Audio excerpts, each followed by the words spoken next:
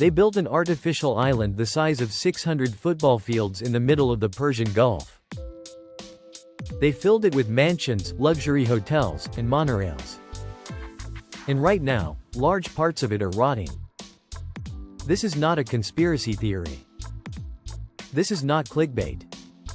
The Palm Jumeirah, Dubai's most famous engineering achievement, is quietly falling apart, and the people who spent millions to live there are starting to talk. But here is the part nobody is saying out loud. What happened to the Palm might actually tell you something important about the life you are trying to build right now. Stay with this. The Palm was announced in 2001. At the time, it was called the eighth wonder of the world.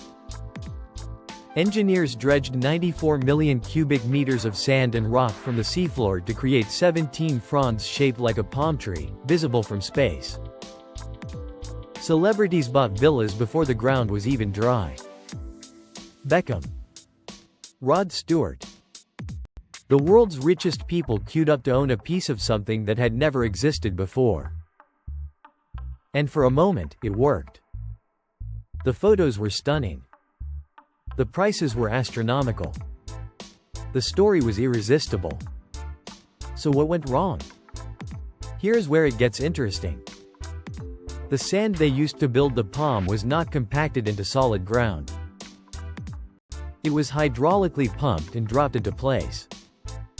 Over time, that loose sand began to shift. Buildings started settling unevenly. Roads cracked. The water surrounding the fronds, which was supposed to flush naturally with the tide, stopped moving. And stagnant seawater in a hot climate does one thing very well. It starts to smell. Residents began complaining about the beaches. Not the beautiful, clear beaches from the brochures. Beaches covered in algae, dead fish, and what one resident described publicly as a persistent sewage-like odor during certain months. The sea life that was supposed to thrive around the artificial reef was disappearing instead. Water circulation studies confirmed it. The Palm had essentially trapped a body of water with nowhere to go. And then came the buildings themselves. Some villas on the outer fronds began showing structural cracks. Drainage systems failed. Elevators in certain towers stopped working for weeks at a time. One luxury development on the Palm sat partially empty for years. The units sold but never occupied, the corridors dark, the pools dry. Now before you think this is just a story about Dubai being overambitious, pause here. Because there is something much stranger going on beneath the surface. The Palm Jumeirah did not fail because Dubai ran out of money. Dubai has more money than most countries will ever see. The Palm did not fail because the engineers were incompetent. They achieved something genuinely remarkable just by building it. The Palm started declining because of something far more human, and far more relevant to you. It was built for the image, not the life. Every decision about the Palm was optimized for how it would look in a photograph, in a headline, in a sales brochure.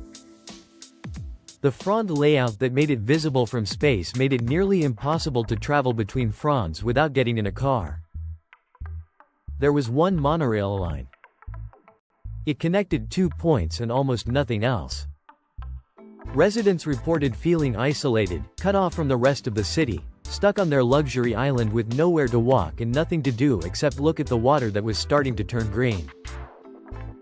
People bought into a dream and discovered they had purchased a location, not a life. And here is the moment you have probably been waiting for without realizing it. How many decisions in your own life have been optimized for the image rather than the experience?